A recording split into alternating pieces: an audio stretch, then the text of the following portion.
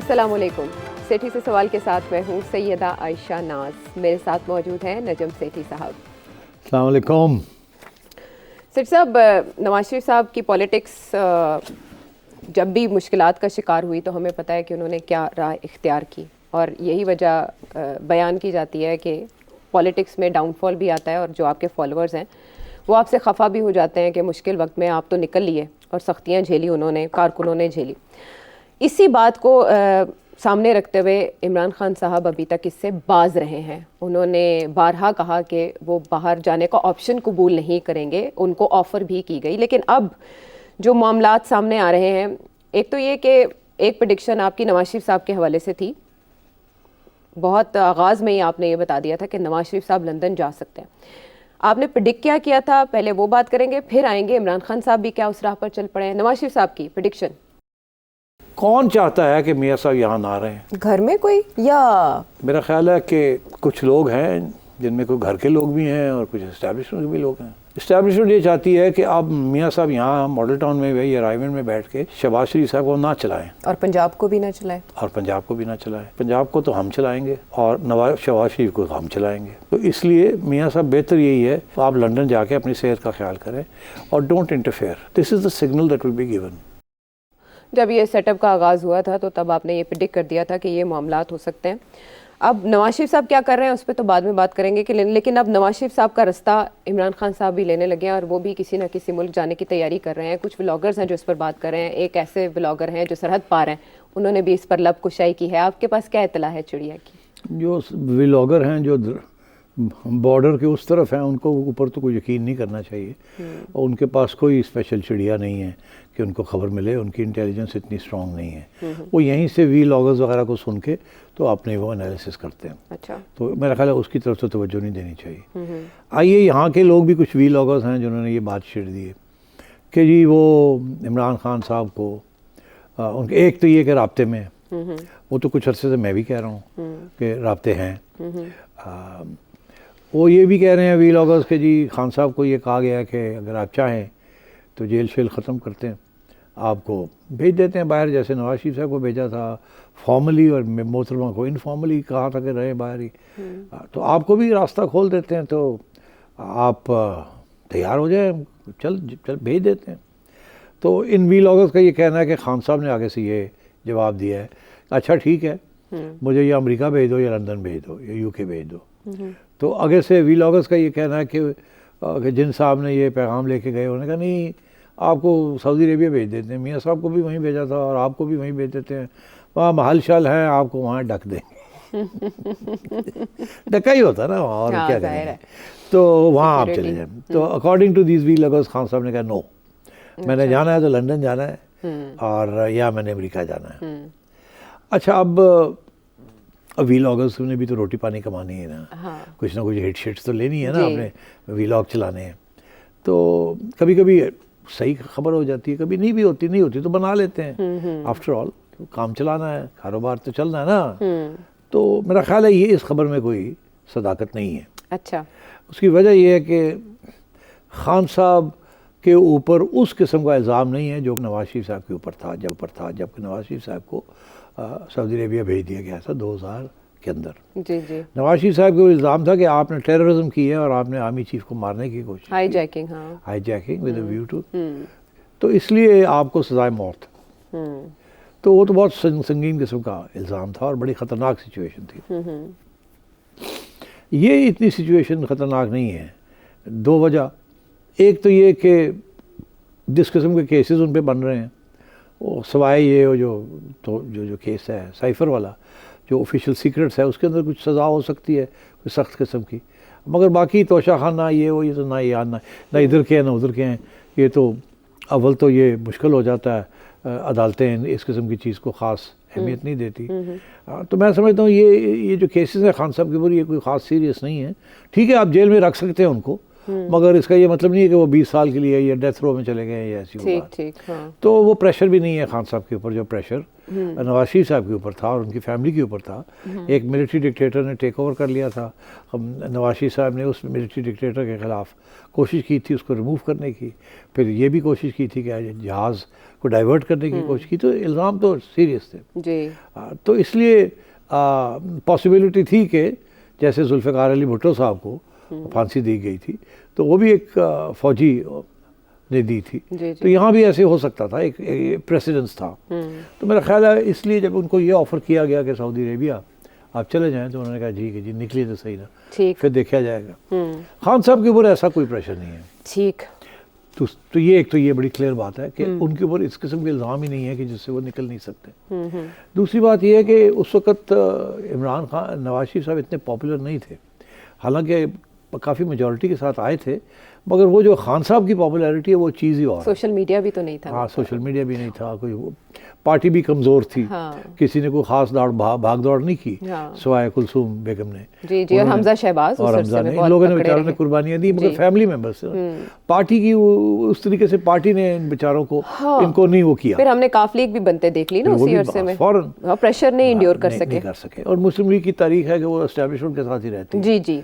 तो ये इसलिए खान मियाँ साहब जो है बेचारे उनके लिए परवेज़ इलाही साहब ने तारीख बदल दी है वैसे। पता नहीं बड़ी कैसे। बड़ी तारीखें बदली, आगे देखना क्या होता। तो इसलिए खान साहब कहीं नहीं जाने वाले। अच्छा। खान साहब कभी कोई ऐसी डील नहीं एक्सेप्ट करेंगे। This is what I want to say कि situations are very different and personalities are very different and support base is very different. Khan साहब का सपोर्ट बेस है, मियाँ साहब का सपोर्ट बेस ही नीमे बिकॉज़ वो तारीखी मुख्तलिफ है, मिजाज में मुख्तलिफ है। वो तो मियाँ साहब थोड़े से ऐसे हो गए और इस पार्टी भी हिल गई कि वो मियाँ की है, मियाँ खड़ा हो गया।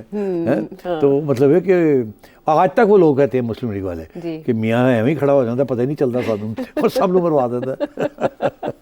तो मियाँ साहब ने एक दफ़ा नहीं 3 दफ़ा खड़े हो गए, अब तो कुछ उनका ट्रैक रिकॉर्ड भी बन गया। मगर खान साहब की सिचुएशन और है, जैसे मैंने एक्सप्लेन किया। His support base is blind, strong. Khan साहब के ऊपर आप जितने मर्जी इल्ज़ाम लगाएं, कोई चीज़ नहीं अटकती टुकती लगती। और जब तक आवाम खान साहब के साथ है, खान साहब को नुकसान नहीं पहुंचाया जा सकता। जो मर्जी कर ले, जितनी देर मर्जी रह ले। फिर अभी आपने देख ही लिया कि वो जो खान साहब जो जेल के अंदर टुकर शुकर खाते हैं जी, अच्छा खासा बिल बना हुआ है, 30 लाख। आपको बिल की तकलीफ हो रही है, मैं कह रहा हूँ उनकी सेहत नंबर 1 जा रही है, क्या आपको बिल के पैसे की पड़ी नहीं। जाहिर है वो जो इंतजामिया बिल शो कर रही है, समझ नहीं आ रहा खान साहब के साथ क्या बाकी सब भी खाते हैं वही कुछ जो नहीं, खान कोई साहब नहीं, खा एक रहे आध होते हैं? शक्ति होगा जो बच जाता होगा, खान साहब उनको दे देते होंगे। मगर खान साहब 2 मुर्गियाँ, फिर उसके बाद गोश्त, ये वो। खान साहब रोटी शोटी नहीं खाते। खान साहब टुकर पाड़ देने जिन्होंने कहते हैं। एक दफ़ा हमारे यहाँ आए घर में हमारे, तो अब खाने की बात हो रही है, टाइम भी थोड़ा गुजारना है, तो वो आए खाने के, हाँ जमाइमा भी साथ दी इनकी। अच्छा। तो मैंने, वो जुगनू ने इनसे पूछा कि क्या खाएंगे, तो उन्होंने कहा कोई टिक्के कबाब शबाब हो जाए, बारबेक्यू। हाँ। तो खैर हमने वो चांपे मंगवा ली। अच्छा। तो इतनी बड़ी चांपे खान साहब के आगे रख दी, हमने कहा ले लेंगे 1-2 खा लेंगे। अच्छा। खान साहब सारा फारक कर गए। खान साहब जो है ना वो तगड़ा आदमी है। तो ये इस हुकूमत की बस की बात नहीं है, इन सियासतदानों की बस की बात नहीं है कि वो खान साहब के सामने खड़े हो सके। और थोड़े से खरदमाग भी हैं और ज़िद्दी भी हैं। इतनी वो, तो ये लोग जो इस किस्म की सोच रखने वाले होते हैं, उनको कंट्रोल करना बड़ा मुश्किल हो जाता है। और मेरा ख्याल है हमारी इस्टेब्लिशमेंट ने जो इनको लेके आई थी, उनको पता ही नहीं था कि इनकी पर्सनैलिटी क्या है। अच्छा, ऐसी इज्जत भुट्टो साहब की भी थी? ऐसी नहीं थी। भुट्टो साहब वाज एन इंटेलेक्चुअल, खान साहब is not an intellectual. Khan साहब इंस्टिंक्टिवली काम करते हैं और ब्लाइंडली भी काम करते हैं। भुट्टो ब्लाइंडली कुछ नहीं करता था, सोच समझ के हर चीज़ करता था, और इसीलिए उनके साथ भी इंसाफ़ी नहीं हुई। अच्छा, असल में उन्होंने रहम की अपील नहीं की थी, उन्होंने कहा कि मैं ये पसंद नहीं करूँगा। हाँ, जाहिर है उनका ख्याल था कि ये नहीं करेंगे, इतना आगे नहीं जाएंगे, इसलिए। ओके, यानी उन्होंने मिसरीड कर लिया उस वक्त। ओके, ठीक है। यहाँ पर जब मियाँ साहब की बात हो रही है कि मियाँ साहब ने तो वो रास्ता ले लिया, इमरान खान साहब तो ये कहा करते थे मैं इक़्तिदार से बाहर आया तो ख़तरनाक हो जाऊँगा। वो जेल में बैठे इस्टेब्लिशमेंट के लिए ख़तरनाक बने हुए हैं और इस बात का उन्हें भी बखूबी अंदाज़ा है। लेकिन नवाज शरीफ साहब क्या कर रहे हैं, सरकारी इजलासों की वो सदारत कर रहे हैं पंजाब की सतह पर।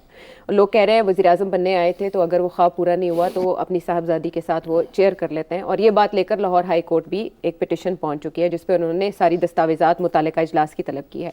दूसरी तरफ पंजाब में राशन के में आटे के थैले के ऊपर उनकी तस्वीर लगती है तो वो भी चैलेंज हो जाती है। फिर तीसरी बात यह है कि जो सीनियर रहनुमा हैं मुस्लिम लीग नून के जो हार गए जनरल इलेक्शन में, जिनको आपने मेंशन किया कि नवाज शरीफ साहब के करीबी समझे जाते हैं, they are not interested in by elections. So is this going to be a way out for PMLN's leader Nawaz Sharif साहब के वो सियासत से किनारा कश हो जाए और लंदन चले जाएं सऊदी अरब से होते हुए? देखिए, ये नहीं कि ये सोची समझी प्लान है, ये मजबूरी के तहत है कि अब मियाँ साहब के पास कोई जवाज़ नहीं है यहाँ रहने का, क्योंकि सिग्नल जो आया है वो बड़ा क्लियर है कि आप अब इंटरफेयर ना करें शहबाज शरीफ साहब की हुकूमत में, क्योंकि वो तो हम चला रहे हैं ना जी। हाँ, तो आप मेहरबानी, हाँ जब हम हैं तो क्या गम है, क्या गम है? हाँ। तो इसी तरीके के साथ वो मेरा ख्याल है उनका भी यही कि मरियम को ही रहने दें, बना दी है, हम ख्याल रख लेंगे। अब क्यों मियाँ साहब ये जो तनकीद हो रही है कि जी वो चले गए, वो किसी मीटिंग में बैठ के जाके और वहाँ कोई लेक्चर वेक्चर दे, हाँ ट्रांसपोर्ट सिस्टम पे एक मीटिंग थी उसको उन्होंने। अच्छा, अब बात यह है कि कानून के मुताबिक तो उन्होंने कोई गैर कानूनी बात नहीं की। कुछ लोग कह रहे हैं जी ये तो गलत है, ये तो कानून के खिलाफ है, ऐसी बात नहीं है। वो काबीना के अंदर नहीं जा सकते, अच्छा ठीक, मगर किसी और ब्रीफिंग में अंदर या मीटिंग में ये चीफ मिनिस्टर या प्राइम मिनिस्टर किसी को भी याद कर सकते हैं कि आप आके बैठे। अच्छा। और कोई इसके ऊपर पाबंदी नहीं है। कोई मीटिंग हो रही हो विच इज़ नॉट कैबिनेट, किसी को एडवाइज़र के तौर पे, किसी को ऑब्जर्वर के तौर पे, ये प्राइम मिनिस्टर की सवाबदीद होती है, वो बुला सकते हैं। मैं आपको एक और एग्जांपल देता हूँ, क्योंकि हर चीज़ का एग्जांपल होना ना उस पर समझ आ जाती है। अभी हाल ही में मैं मिलने गया हुआ था शहबाज शरीफ साहब को। अच्छा। अभी नहीं, 6 माह पहले। तो इनफैक्ट जब PDM की गवर्नमेंट थी, तो उस वक़्त कोई बात हम जब हमारी बातचीत ख़त्म हो गई तो डार साहब भी थे, तो हम उठने लगे, तो मैंने कहा जी खुदा हाफिज़, मैं चलता हूँ। तो कहने लगे नहीं, तो आप ऐसे करना, आ जाए ना मेरे साथ, मैं एक मीटिंग करने लगा हूँ फाइनेंस के ऊपर। अच्छा। तो तुसी आए हो, आ जाओ, आके ज़रा तुसी जिहड़ी गल्लां मैनूं कहंदे पे सो ज़रा उत्थे भी तुसी ये गल करना। मैंने कोई तजवीज़ दी थी कि 5000 के नोट को ख़त्म कर दें, ये कर दें, आपने ये मेंशन भी किया। हाँ, तो उन्होंने कहा कि आ जाएं आप, आके बैठ जाएं। तो मैंने फिर माजूर कर ली, मैंने कहा नहीं, मुनासिब नहीं है। मगर that meant that it is legal. अच्छा। किसी को भी बुला सकते हैं। मैं जब चीफ मिनिस्टर था यहाँ पंजाब में, तो एक आध दफ़ा मैंने भी ऐसे लोगों को याद कर लिया, मैंने कहा बुलाओ, उनको भी कहो आके बैठ जाएं। These were not cabinet meetings, these were वैसे ब्रीफिंग्स, नॉर्मल रूटीन मैटर्स। हाँ, तो that was okay, this is allowed. अच्छा। अब मियाँ साहब, मेरा ख्याल है कि मरियम भी थोड़ी नई नई आई हैं, थोड़ी सी वो अनश्योर भी हैं, और वो एक इस्टेब्लिश करना चाह रही थी अपना imprint on the bureaucracy. Bureaucracy sari Punjab की बड़ी तगड़ी ब्यूरोक्रेसी, ठीक है, बड़े पढ़े लिखे हैं, बड़े चालाक हैं, बड़े तेज़ हैं। और अभी हाल ही में जिस किस्म की उन्होंने हुकूमत चलाई है, और वो किसके कहने पे चलाई है वो सबको पता ही है, ठीक है ना। तो अब मरियम आ गई हैं, अब वो मरियम का वो अभी क्लाउड नहीं बना, अभी वो स्टैंप नहीं हुआ as a leader, as a chief minister. तो मेरा ख्याल है, आई थिंक ये सोचा होगा कि एक दफ़ा मरियम मियाँ साहब में बैठाता जाए ताकि सबको पैगाम मिल जाए। हाँ। और जब मियाँ साहब बैठे होंगे तो जाहिर है फिर पैगाम तो चला गया ना, बिल्कुल, ब्यूरोक्रेट्स को। हाँ, कि आई नो, मैंने ये मुल्क चलाया है, मैंने पंजाब भी चलाया है, तो मुझे पता है क्या होता है और क्या नहीं होता। और so I think it was meant in that sense, और कोई नो बिग ऑफेंस मेंट, कोई हर्ज नहीं है। जाहिर है इसको रेगुलर नहीं करना चाहिए, फिर वो मरियम के ऊपर दाग लग जाएगा कि मरियम को नहीं चलाना आता, हर वक्त में प्यो ने बिठाया होता नाल। तो बस हो गया ना एक आध दफ़ा, that was a good signal, but उसके आगे अब Maryam should run their own ship with her own advisers. ठीक है, इससे मुझे ये बात भी समझ आ गई कि SIFC का जब इजलास हुआ तो सभी हैरान थे कि इसमें साबिक निगरान वज़ीर आज़म अनवारुल हक काकड़ साहब को मदऊ क्यों किया गया था। तो आप कह रहे हैं कि इस नौयत की मीटिंग्स में भी बैठा जा सकता है। SIFC is not cabinet. हाँ, it is not, that's why. उससे किसी को भी बुला सकते हैं, तुम्हें मुझे किसी को चाहे बुला लें और कहें जी कि ब्रीफिंग करें या ब्रीफिंग सुन के आप कमेंट्री करें। ओके। अब मेरा ख्याल है इसलिए बुलाया था उनको, कोई इसमें नाजायज़ चीज़ नहीं है, इसलिए बुलाया था कि उनके दौरान SIFC में बहुत से फैसले हुए थे जी। अब वो SIFC की थोड़ी सी तब्दीली आ गई है, कुछ और नए लोग आ गए हैं, तो एक कंटिन्यूटी के लिए ताकि तसलसल रहे और कोई ऐसी बात हो तो वो फिर कह सकें कि काकड़ साहब आप बताएं ना यहाँ क्या फ़ैसला हुआ था और उसके ऊपर आपने क्या इकदाम किए, तो कहाँ तक वो बात पहुँची है, ताकि आप हैंड ओवर टेक ओवर जो है वो स्मूथ हो जाए। तो अब वो आर्मी चीफ तो नहीं करेगा ना, बिकॉज इम्प्लीमेंटेशन तो was in the hands of the Prime Minister of that time. तो मेरा ख्याल है इस वजह से काकड़ साहब को भी बुला लिया था। So I don't think there's anything wrong in that. Meanwhile, आपने जो पेशन गोई की थी, आप उसमें कुछ ऐड करना चाहेंगे? नवाज शरीफ साहब कब जा रहे हैं, वापस आएंगे, कहाँ जा रहे हैं? नहीं देखिए, जा तो रहे हैं बिकॉज आपको पता ही है सारी फैमिली रमज़ान के बाद या के दौरान उसके बाद चले जाते हैं सऊदी अरेबिया, एक हफ़्ता वहाँ रहते हैं। ये एक ट्रेडिशन है इस फैमिली की जी। तो मेरा ख्याल है ये उस ट्रेडिशन के तहत ये जाएंगे, मगर फिर वहीं से बाकी लोग वापस आ जाएंगे, मरियम वगैरह वापस आ जाएंगे और मियाँ साहब और उनके बेटे ये फिर आगे लंदन चले जाएंगे। और देखिए मैं आपको बताऊं, मियाँ साहब रेगुलरली इनकी वहाँ मेडिकल अपडेटिंग होती है, ठीक है, टेस्ट होते हैं, अपॉइंटमेंट्स होती हैं with doctors and so on. अब इनको 6 माह तो हो गया ना आए हुए, इतना हो गया ना, 3 महीने अक्टूबर में आए थे। अक्टूबर में आए थे, तो अब देखिए ना होने जा रहे हैं 6 माह। तो I think he needs to go back to the doctors for a checkup. और वैसे भी आई थिंक जिस तरीके से सारा कुछ यहाँ हुआ है, थोड़ी सी इनको अब डिस्टेंस क्रिएट करना चाहिए ताकि अब सोचें this is too close to the situation. इनके साथ कुछ वादे किए गए थे जिसके बेसिस के ऊपर वो यहाँ आए, वो वादे हुए, पूरे नहीं हुए, कुछ हो गए, कुछ नहीं हुए, कुछ मायूसी हो गई, कुछ शौक पहुंचा कि ये क्या हुआ है। तो he needs time to reflect. अब क्योंकि टाइम बहुत थोड़ा सा तो उन्होंने फिर कहा ठीक है, उधर शहबाज इधर मरियम। मगर मेरा ख्याल है कि इनको वक्त चाहिए कि अब आगे भी तो बहुत कुछ होने जा रहा है ना, ये तो नहीं कि ये अब हो गया और 5 साल चलेगा ये। तो आई थिंक मियाँ साहब नीड्स टू सिट विद उस किस्म के लोग जो कि शायद इनके साथ खुशामदी ना हों, खुल के बात करें। मियाँ साहब सुनना चाहते हैं बहुत सी बातें, मगर मुस्लिम लीग नून के अंदर ट्रेडिशन नहीं है कि खुल के बात करने की। वो बातें वही लोग करते हैं जो समझते हैं कि मियाँ साहब पसंद करेंगे। अच्छा। हाँ, वहाँ तनकीदी जायज़ा कोई ख़ास नहीं होता। हालांकि मियाँ साहब हमेशा कहते हैं दसो ना, करो ना। वो चाहते हैं कि भाई आप चैलेंज करें, मगर लोग बड़े है ना, एक पूरा एक कल्चर है मुस्लिम लीग का, पहले आप पोलाइटनेस, वो बिल्कुल ऑपोजिट है जो कि PTI का है। PTI का गाली गलोच ਤੁਹਾਡੀ ਹੈ ਜੀ, ਤੁਹਾਡੀ ਹੋ। हाँ, खुलियां डुलियां गल्लां। PTI ਦੇ ਤੁਹਾਨੂੰ ਪਤਾ ਜਿਹੜੀ ਕਲਾਸ ਤੋਂ ਆਈ ਹੈ ਉਹ ਉੱਥੇ ਤੇ ਆਈ ਹੈ, मगर जो मुस्लिम लीग वाले ट्रेडिशनल कंजर्वेटिव वज़ादारी है इनमें, और उधर जो है मतलब वो वज़ादारी उस हद तक के नजर आ रहा है कि हिपोक्रेसी है, मुलम्माकारी है। मगर वो पूरा है ना। मतलब वो है कि जफ्फी पा रहे होंगे तो पीछे चाकू रखे होगा, मगर जफ्फी जरूर पाड़ी है, ठीक है ना। सो राइट, बैक स्टैबिंग। हाँ, बैक स्टैबिंग वो तो होती है। तो मियाँ साहब कभी खुल के बोलेंगे या मेरा नहीं ख्याल, मगर एक बात मैं आपको कह दूं, इसको याद, ये क्लिप मार्क करके रख लीजिएगा जी।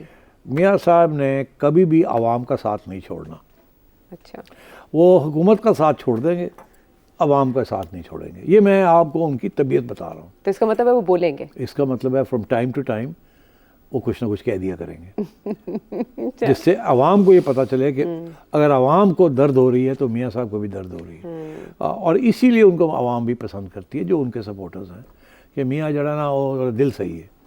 हाँ, वो तो मैं ये समझ, और पुराने ज़माने में मुग़ल बादशाह जैसे होते थे, बड़े बेर हैं, मतलब वो जनरस होते थे और सखी, हाँ, खुले, माफ़ी जल्दी कर देनी। अब मियाँ साहब की तबीयत ऐसी है कि आयशा तुम उनको 1 दफ़ा मिलो और 2 दफ़ा मिलो और उसके बाद तुम कोई खुशामदी होने की ज़रूरत नहीं है, मगर आप उनसे कोई मांग लें कोई चीज़ जो उनके हाथ में है देने को, और उनका ख्याल है इसके साथ उनका कोई नुकसान नहीं है, तुम्हारा फ़ायदा है, तो फ़ौरन इतने रॉयल तो और माफ़ भी बड़ी जल्दी कर देते हैं, फिर कभी कभी माफ़ नहीं भी करते। तो he is that sort of a character. कभी कभी माफ़ नहीं भी करते। ये बड़ा इंटरेस्टिंग जुमला है, यानी दरिया दिल है आप कह रहे हैं। लेकिन जहाँ फिर नो टॉलरेंस का, वहाँ वो भूलते भी नहीं है, और जख्म कुछ ऐसे भी होते हैं जो भुलाए नहीं जाते। उन्हीं जख्मों को जो शख्स उनके साथ ज्यादती करेगा ना, वो नहीं भूलेंगे, नहीं भूलेंगे। मगर कोई इधर उधर की हो जाए कोई चीज़, अगर मैं कोई ऐसी बात कर दूं जो कि उनको पसंद ना आए, क्या अच्छा कोई गल नहीं, मगर अगर मैं उनका नुकसान करूं और ज़ात पे और फैमिली के ऊपर हमला करूं तो फिर ऐसे ही बादशाहों की आदत हुआ करती थी। आपने अच्छा रिलेट किया, लेकिन वो भूलते नहीं है कुछ ज़ख्म, और उन्हीं ज़ख्मों को ताज़ा किया है। पिछले दिनों में मुस्लिम लीग नून के एक सीनियर रहनुमा ने भी सुना है कि शहबाज शरीफ साहब उनसे कुछ खफा हैं। वाकई ऐसा है? ब्रेक के बाद आके इस पर बात करते हैं।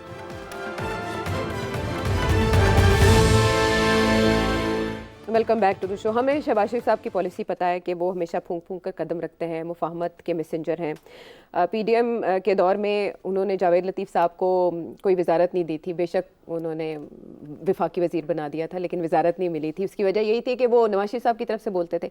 अब जो ख्वाजा आसिफ ने एक बात की कि 2 साबिका फ़ौजी अफसरान जो है उनको बुलाया जाए और उनसे पूछा जाए वो आपने पॉलिसी कैसे चेंज की रिलेटेड टू अफ़गानिस्तान और तालिबान, तो इस पर क्या शहबाज शरीफ साहब और ख्वाजा आसिफ के दरमियान कोई खटपट हुई है? मैंने सुना है 1-2 वीलॉगर्स को कि वो कह रहे हैं कि जी शहबाज शरीफ साहब तो बड़े मोहतात तरीके से करते हैं, और स्पेशली आर्मी रिलेटेड मैटर्स, और तो ये ख्वाजा साहब ने जो बात कही है इसके साथ यकीनी तौर पे कोई ना कोई शहबाज साहब से प्रॉब्लम बन गई होगी जी। मैं समझता हूँ ये ऐसी कोई बात नहीं है। अच्छा, इस किस्म की सिचुएशन जब होती है ना, तो Khawaja Asif is the opening batsman of captain Shahbaz Sharif, ठीक। तो ये हो नहीं सकता कि ओपनिंग बैट्समैन जो है वो जाके चौके छिक्के मारने शुरू कर दे without the captain approval. Okay, ठीक, ओके। तो और ये हो नहीं सकता कि डिफेंस इश्यूज के बारे में ख्वाजा साहब चौके छिक्के मार जाएं without checking with headquarters first. हालांकि वो हर बात शुरू करते हैं ये जो है, ये जो है, इसका मतलब वो क्रंचेस यूज कर रहे होते हैं कि मैं बात मोहतात करूं। तो ये पहले मैंने एक्सप्लेन कर दिया था कि ये तो ग्रीन लाइट आई है तो ये किया उन्होंने कल के शो में। बिल्कुल बिल्कुल ठीक। तो अब ये कि क्या शहबाज शरीफ साहब के साथ कोई इशू बना है? नो, बिल्कुल कोई इशू नहीं है। नो, डांट नहीं पड़ी ख्वाजा आसिफ को? कोई डांट ਤੁਸੀਂ का साडा काम खराब कर छड़िया ना, चिके पले बिल्कुल ਜਾਂਦੇ कुछ नहीं। सब एक दूसरे को अख मार के काम चलाते पे ने कोई बिल्कुल कोई टेंशन नहीं है। तो अच्छा, तो उस पे करारदाद ख्वाजा साहब एंड शहबाज साहब are on the same page. Okay. And Khaja Saab and Hafiz Saab are on the same page. And Shahbaz Saab and Hafiz Saab are on the same page. A is equal to B, B is equal to C. So it means A is equal to C. A is equal to B is equal to C. Got it. तो मैं समझता हूँ कोई issue नहीं है, हमें लगे में लोग कोई जिसे कहते हैं ना बड़े मंजे हुए खिलाड़ी हैं और हर बात प्लानिंग के तहत होती है, इस किस्म की बात। तो ये तो कोई टेंशन कोई नहीं है। ठीक है, लेकिन करारदाद तो आनी चाहिए ना? नहीं, वो नहीं आएगी ना, बिकॉज वो अगर आ गई तो फिर टेंशन हो जाएगी। बिकॉज एक हद तक जाना चाह रहे हैं, उससे आगे नहीं जाना चाह रहे। उससे आगे जाएंगे तो बहुत से वो पेंडोरास बॉक्स खुल जाएगा, राइट, जो कि नहीं खोलना। तो ये अंडरस्टैंडिंग अक्रॉस द बोर्ड हुई ना, तो पीटीआई की जानिब से कोई डिफेंस किया गया अपनी पॉलिसी के हवाले से, और वो बाजवा साहब और वो फैज साहब जो पहले कोई एक स्टेटमेंट आती थी इमरान खान साहब की तरफ से, तो वो अपने जो उनके 2 सहाफ़ी हैं उनके थ्रू एक्सप्लेनेशन दिया करते थे, रीज़न बताया। अब कुछ किसी ने रिएक्शन नहीं दिया। आयशा, तुम बहुत तेज हो गई हो। है? अच्छा, हाँ। कोशिश करती हूँ सेठ साहब आपके साथ रहकर छतरी तले। ये होने वाला है। क्या? यही जो तुम कह रही हो। क्या मतलब वो एक्सप्लेनेशन देंगे? एक्सप्लेनेशन आने वाली है जनरल बाजवा की तरफ से वाया जो जिसकी आप जिक्र कर रहे हैं, वीलॉगर से उनके जानने पहचानने वाले हैं। अच्छा। उनकी ब्रीफिंग वो 28 तारीख को जनरल बाजवा वापस आ रहे हैं दुबई से।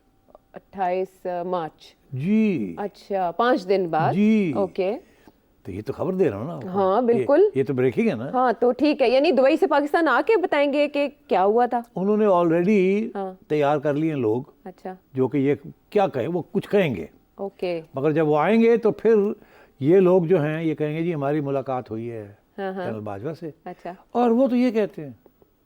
ओके, अब मैं आपको बता दूं वो क्या कहेंगे। क्या इस एस्टेब्लिशमेंट से वो इख्तिलाफ करेंगे या इमरान खान साहब इस एस्टेब्लिशमेंट ने तो एक किस्म का इल्जाम लगा दिया ना उस एस्टेब्लिशमेंट पे कि उनकी अफगान पॉलिसी बड़ी गलत थी, जिसकी वजह से ये सारे अटैक्स हो रहे हैं जी। और मैंने कल आपको टेबल दिखाया था कि 2019 से लेकर 2024 तक जी शहादतें अच्छी खासी बढ़ी हैं, ठीक ठाक, और ग्राफ ऐसे गया जी। और वो बैड पॉलिसी थी, यही इल्जाम है ना। क्योंकि ये जो इस वक्त की एस्टेब्लिशमेंट इसकी जिम्मेदारी नहीं लेना चाहती कि जी लोग कहें आपकी पॉलिसी गलत थी, आप भुगताएं। वो कहते हैं यार हम तो अभी आए हैं, हम तो इसको हल करने की कोशिश कर रहे हैं, मगर वो तो जो कर गए हैं वो उनसे पूछें आप जी। तो अब वहाँ से जवाब आएगा और जवाब क्या होगा? क्या होगा? जवाब ये होगा कि इमरान खान की जो पॉलिसी थी तालिबान के बारे में, जो हमने परस्यू की थी, वो सबसे बेस्ट पॉलिसी थी। अच्छा, सबसे बेस्ट पॉलिसी थी। ओके। और इसका फिर एक्सप्लेनेशन दिया जाएगा क्यों सबसे बेस्ट थी, कैसे वो पॉलिसी बनी, क्या उसकी वजूहत थी, क्या उसके नताइज निकले उस वक्त, और कहाँ जाके गड़बड़ हुई, और किसकी जिम्मेदारी थी जहाँ गड़बड़ हुई। ठीक। और उसमें अपने आप को बिल्कुल वो क्लीन चिट दे दी क्लीन जाएगी। चिट दे दी जाएगी। अच्छा। कि हमने जो कुछ किया था वो तो मुल्क के मफाद में था, और ये लोगों को हमने कंसल्ट किया था, और ये लोग हमारे साथ थे। ओके। और इसलिए जब हमारे जनरल फैज़ गए थे काबुल, जहाँ उनको किसी ने पूछा, गोरी ने किसी ने, कि जी तुसी इत्थे की करदे पे भाजी, मैंने कहा तू फिक्र ही ना कर, चाशा पी, all is well, all is all is well. वो चंगा पता लगे all is well, didn't end well। हुण सानू समझ आ रही है ऑल द वेल का मतलब की सी।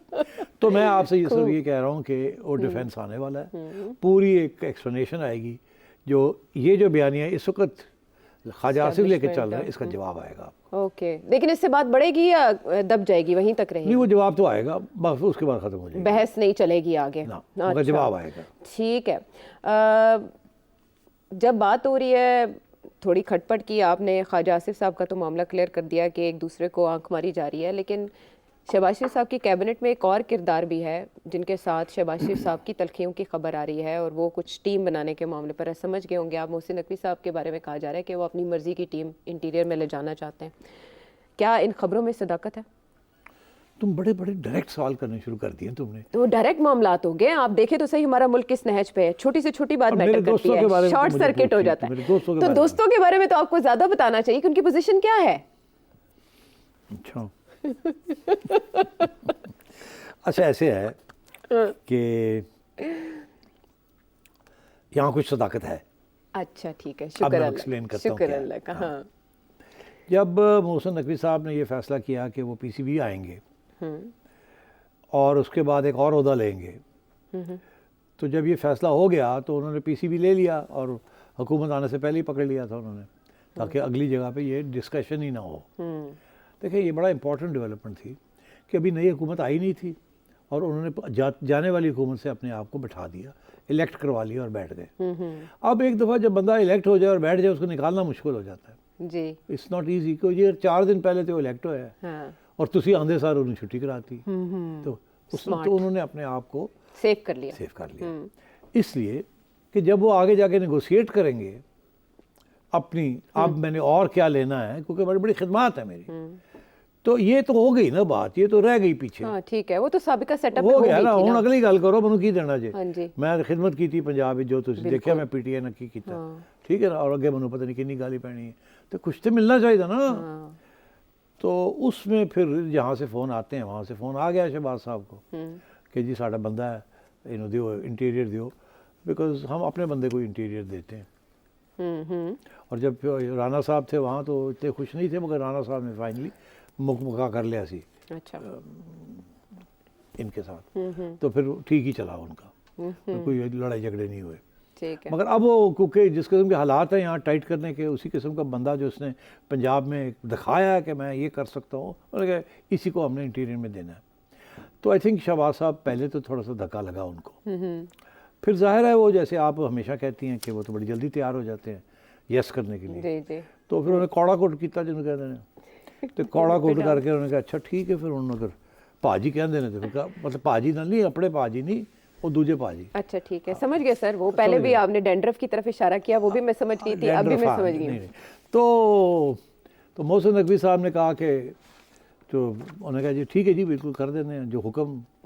मोहसिन नकवी साहब ने, शहबाज साहब ने मोहसिन साहब को क्या कहा, क्या? अब ये चिड़िया की खबर है, अच्छा। ये गलत भी हो सकती है, सही भी हो सकती है, कुछ थोड़ी सही थोड़ी गलत भी हो सकती है, मैं पहले ही क्लियर कर दूँ।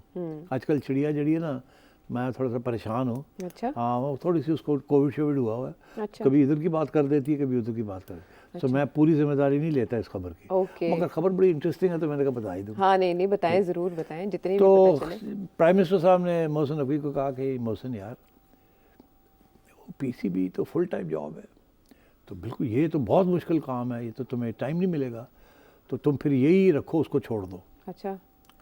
तो मोहसिन नकवी ने कहा नहीं नहीं मैं कर लूँगा, कोई प्रॉब्लम नहीं है। हाँ, तो उन्होंने कहा नहीं नहीं बड़ा मुश्किल काम है, तो आप इसको फोकस करें, ये बहुत सीरियस इश्यूज़ हैं यहाँ, टेररिज्म हो रही है। बिल्कुल इंटीरियर के। तो मोहसिन ने कहा नहीं नहीं आप तो शहबाज साहब फिक्र ना करो, मैं कर लाऊंगा, 36 घंटे ला लांगे। अब वो मैं स्पीडी गोंजालेस हूँ, ऑब्वियसली स्पीड तो हाँ, शहबाज स्पीड को शिकस्त ही मोहसिन स्पीड ने दी थी बकौल उनके टीवी चैनल के। पहले शहबाज स्पीड सी, ਹੁਣ मोहसिन स्पीड आ गई जी। ਹੁਣ मेरे ख्याल मरियम इज लुकिंग अराउंड के मैंने भी कोई जॉगर्स मिल जाए, मैं भी कुछ करा, तो अच्छी बात है। हाँ बिल्कुल होना चाहिए, कंपटीशन होना चाहिए, अच्छी बात है, परफॉर्मेंस होनी चाहिए, स्पीडी। अगर मोहसिन साहब ने किसी को निकालना है तो वो जो भर्ती हुए हैं लोग जिनकी ज़रूरत नहीं है, जो पिछले 6 माह में ज़का अशरफ साहब ने भर्ती किए हैं, अब वहाँ 2-2 लोग बैठे हुए हैं एक जगह पे, जो टीम थी वो वहीं बैठी हुई है और जो नई टीम है वो भी वहीं बैठी हुई है, तो इनमें से सफाई करनी है तो इनमें से सफाई करें जिनकी ज़रूरत नहीं है, मगर बाकी तो पीसीबी का जो स्ट्रक्चर है it's pretty well organised. Okay fine, ठीक है, यानी गैर जरूरी कांड छांट से गुरेज करना चाहिए, सिर्फ ये दिखाने के लिए जो ज़का अशरफ साहब ने लोग रखे थे उनको फारग कर दो, खत्म करें। ठीक है, और मॉनिटर करना परफॉर्मेंस को ज़्यादा मुश्किल नहीं है। हाँ ठीक है ठीक है। एक और अहम खबर भी थी लेकिन ब्रेक का मुझे कहा जा रहा है, तो हम वापस आते हैं ब्रेक के बाद।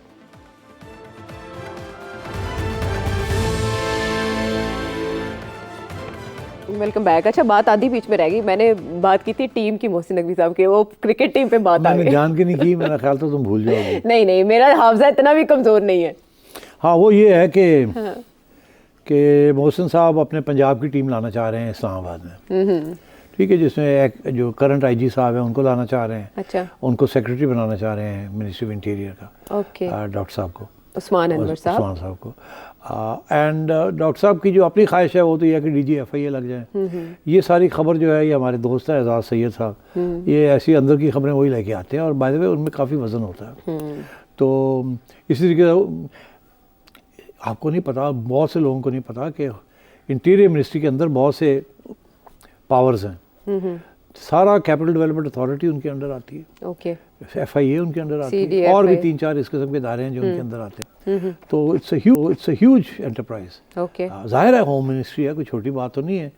तो अब ये अपने लोग लाना चाह रहे हैं वहाँ। अच्छा। कोई पंजाब से, मगर शहबाज शरीफ साहब को मैं जेन्युइनली मैं समझता हूँ कि ये बात पसंद नहीं आएगी, क्योंकि देखिए इस्लामाबाद जो है ना, अगर प्रोविंसेस जो हैं वो ले गया, एक जरदारी साहब ले गए हैं, एक PTI वाले ले गए हैं, एक जगह पे मरियम बैठी है, तो शहबाज साहब की बात कौन सुनेगा? वो एक इस्लामाबाद ही रह गया जहाँ उनकी शायद कोई बात चल जाए जी, छोटी मोटी, ठीक।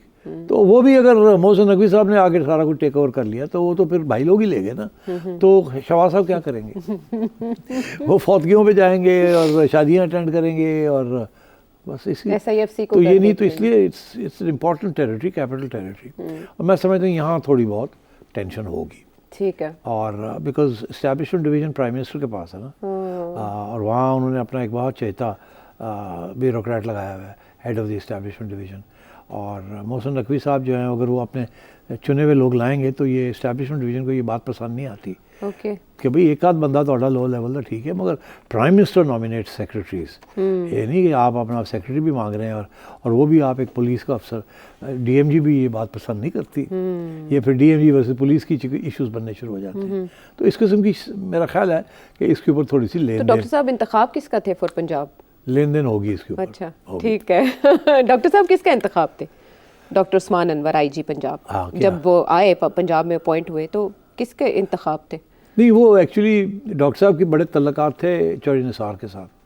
डॉक्टर साहब used to be director, deputy director और डायरेक्टर इन FIA।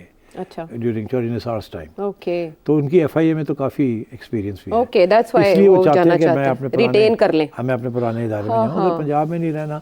और यहाँ भी मरियम नहीं चाहेगी कि उनके बंदा यहाँ बैठा हो, वो अपने अपना ही लाएंगी ना। जाहिर है, जाहिर है। तो सही है, उनको मोहसिन नकवी वहाँ से बैठ के चलाएगा। ओके, सूट करती है ये बात। अच्छा, लेकिन इसमें एक और क्वेश्चन भी मेरे जहन में आया, आने वाले शोज़ में आप इसका जवाब भी दीजिएगा कि कभी शहबाज शरीफ साहब ने अपनी भी बात मनवाई है इस्टेब्लिशमेंट से? चले ये फिर किसी शो में रख लेते हैं। शौकत अजीज़ सिद्दीकी साहब, एक तरफ हम देख रहे हैं कि एक जज साहब जो कि इस्तीफ़ा देकर चले गए, उनके खिलाफ एक फ़ैसला आ जाता है और उनसे मरात वापस ले ली जाती है, और दूसरी तरफ शौकत अजीज़ सिद्दीकी साहब का मामला है, उनके जो फ़ैसला उनके हवाले से जुडिशल काउंसिल ने किया उसको कलअदम करार देकर उनकी मरात बहाल कर दी जाती हैं। तजाद नहीं आ रहा ये पॉलिसी में ऑफ जुडिशरी? दो बातें करूँगा। एक ये कि नोट करें कि इस बेंच ने, जिस बेंच ने उनको रिस्टोर किया है, जी, उसके हेड कौन कर रहा था? काजी फायज ईसा। और याद रहे कि काजी फायज ईसा के ऊपर भी इस्टेब्लिशमेंट ने इसी किस्म के जख्म लगाए थे, जी, जो कि सिद्दीकी साहब के ऊपर लगाए हैं। ऐसे ही है ना, बिल्कुल ऐसे ही। बलूचिस्तान से लेके यहाँ तक। तो ये तो मुझे समझ थी कि ये होगा। फैसले में भी रेफरेंसेस हैं। तो फैसले में भी रेफरेंसेस आपने बताया। जी, तो ये मुझे तो तवक्को थी, अगर आप मुझे पूछते तो मैंने आपको बता देना था कि ये होगा और ये एक्विट हो जाएंगे, ये रिस्टोर हो जाएंगे। जी, मगर अब क्योंकि रिटायर हो गए हैं तो ये तो नहीं कि अब जज बन जाएंगे, वो तो खत्म हो वापस नहीं गया। हो मगर नाम साफ हो गया, क्लियर हो गया, और जो पेंशन वेंशन रुकी हुई थी वो मिल जाएगी। इसमें सबसे बड़ी कमज़ोरी ये थी इस केस में कि जब ये केस इस्टेब्लिशमेंट के बिहाफ के ऊपर, जी, क्योंकि उस वक्त की इस्टेब्लिशमेंट को जज साहब ने ठीक ठाक लताड़ा था, और उस वक्त के चीफ जस्टिस को भी, साकिब निसार को भी।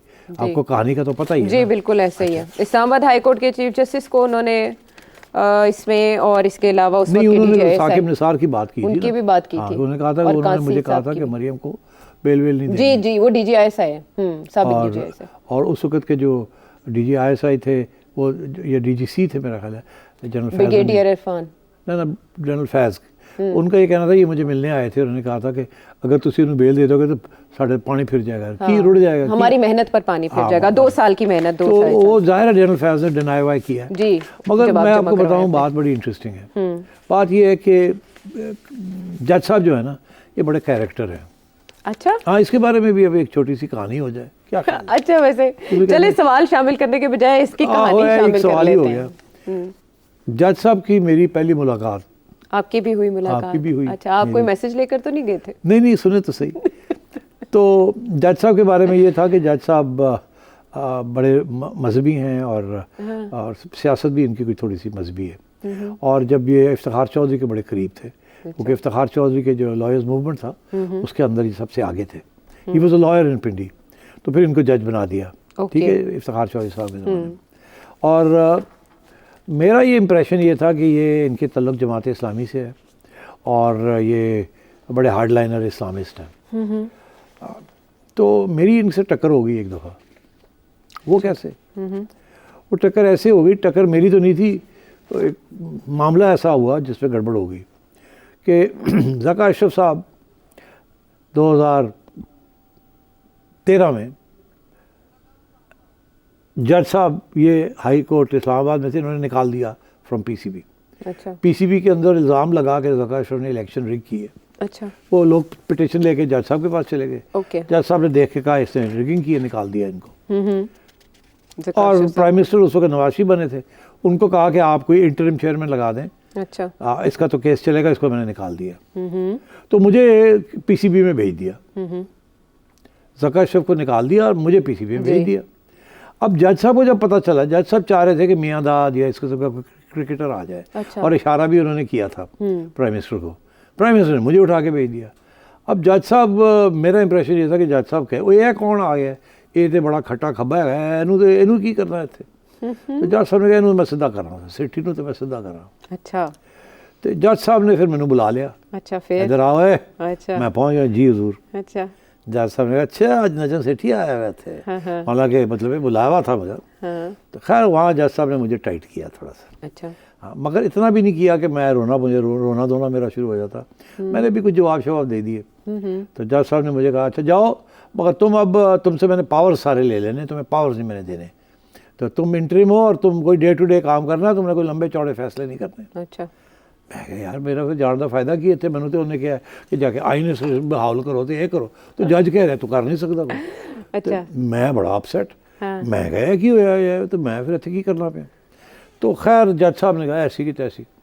जज साहब ने ज़का को निकाल दिया और मुझे बैठने नहीं दिया, ठीक है, आपके हाथ पैर बांध दिए। हाथ पैर बांध दिए। मैं कहा यार ये जज तो बड़े गलत आदमी है। वो मैं आ रहा जा रहा था तो मीडिया मुझे पड़ गया, मीडिया ने मुझे पकड़ के तो मेरे से कुछ करवा दिया। अच्छा, आओ मैं क्या जी जज साहब जड़े ने इन्होंने मैनू यह करता वो करता, तो मैं की करा। फिर जज साहब ने कहा इन्नी जुरत, मैं सिटी नूं तो और थोड़ा टाइट करा। अच्छा, वो टाइट की करना सी कि ज़का अशरफ ने एक रिव्यू पिटिशन डाली हुई थी against his judgement in division bench. Okay, वो वहाँ डिवीजन बेंच पे रिस्टोर हो गए। अच्छा, ठीक। वो और मैं आगे आउट हो वापस। गया, अच्छा। तो जका साहब वापस आ गए। हाँ हाँ, अब मेरा तो अब आगे जज साहब के साथ कोई खास लेना देना नहीं था, ज़ाहिर है खत्म हो गई ठीक है, बात। मगर जज साहब ने मैंने टाइट जरूर किया सी, हाँ। मैं भुलिया नहीं सा, मैं अच्छा फिर किसी दिन मौका मिलेगा मैंने भी, ते मीडिया वाले तो ऐसे ही है, मौका मिलेगा तुझे मैंने आया किया, मौका मिलेगा असी भी फिर कुछ करांगे ना असी। और वो मीडिया वाले भूलते नहीं है, वो मौका मिले वो कर देते हैं। आजकल मैं भी कभी कभी कर रहा हूँ। समझ आ रही है। नहीं क्यों नहीं यार, हाँ बिल्कुल। और ਅਸੀਂ ਕਿੱਥੇ ਜਾ ਕੇ Settle the ਰੋਣਾ score। ਕਰੀਏ, ਕਿੱਥੇ हाँ, ਰੋਣਾ ਕਰੀਏ, हाँ। ਸਾਨੂੰ ਇੰਜ ਕਰਦੇ ਨੇ सियासतदान, तो ਅਸੀਂ चुप करके बैठे रहिए, अच्छा नहीं हुए। ट्यूनिंग। तो खैर वो ख़त्म हो गई बात। कहीं एक कोई डिस्कशन कहीं हो रही थी, तो मुझे ये पता चला कि जज साहब ने आईएसआई को टेक ऑन कर लिया है, जाके कहीं खड़े होके ऐसी ऐसी बातें की है, चीफ जस्टिस के खिलाफ की है, इधर की है। वो मैं क्या बाहर नारा आदमी है थे, आए हाय, ये अच्छा बंदा तो बड़ा ठीक आदमी अच्छा, निकला, क्या बात है। इन्हें ठीक है जो मेरे नाल छोटी मोटी चूंडी वड्डी, मगर इत्थे ते ओए अल्लाह अल्लाह मियां, या तो ये बहुत ही बहादुर है, या थोड़ा जिहा खिसके है। जाहिर है यार, तुसी आईएसआई और तुसी हाँ ललकार दें आप, और वो भी हाजिर सर्विस। हाँ कैसे कर सकते हैं आप? वो मैं कहा यार ये बंदा है तो ठीक, मगर डेंजरस आदमी है, ये तो कुछ भी कर सकता है। हाँ बिल्कुल। बहरहाल जी उनके साथ फिर जो हुआ वो बड़ी ज्यादती हुई, उन्होंने एस्टैब्लिशमेंट किया तेरी ऐसी तैसी, वो फिर सबको पता कॉर्नर कर दिया, और उसके बाद वो अपना केस लड़ते रहे इतने सालों के बाद। ये है कि मैंने अभी जज साहब को मुबारक भी दिया जी है जी, अच्छा। हाँ मैंने दे दी फौरन, उसकी वजह क्या? वो इसलिए बिकॉज है बंदा सही, अच्छा, आप दोनों के नाम में ना अजीज भी आता है। अजीज भी आता है, और अब मेरे अजीज भी हो गए और मैं समझता हूँ बंदा बिल्कुल सही है। अच्छा, और इसने स्टैंड लिया जो लिया था, Right। हिस्टोरिक स्टैंड था, हिस्टोरिक। ठीक है, और याद रखा जाएगा, और ये आज जो फैसला आया है उससे और भी बाय द वे रजिस्टर मियां हो गया। नवाज शरीफ हमेशा जिक्र करते हैं इसका। और उस मुश्किल वक्त में जब कड़ा वक्त था, तो इन्होंने वो सच बोला जो कि बोले जाना चाहिए था, और आज ऐसे सुप्रीम कोर्ट ने 10 बंदे पाकिस्तान में ऐसे आ जाएं, बहुत मसले हल हो सकते हैं। ठीक है, उसमें थोड़ा प्रॉब्लम आ सकता आंख है, में आग डाल के सच बोले, उसमें थोड़ा प्रॉब्लम आ ऐसे नहीं सकता कर है। सकते। सेठी साहब ने अपनी पोजीशन वाजे कर दी है, साढ़े तना रहना, देखते रहना, साढ़े तना रहना। खैर, अगले शो तक के लिए आप हमें इजाजत दें।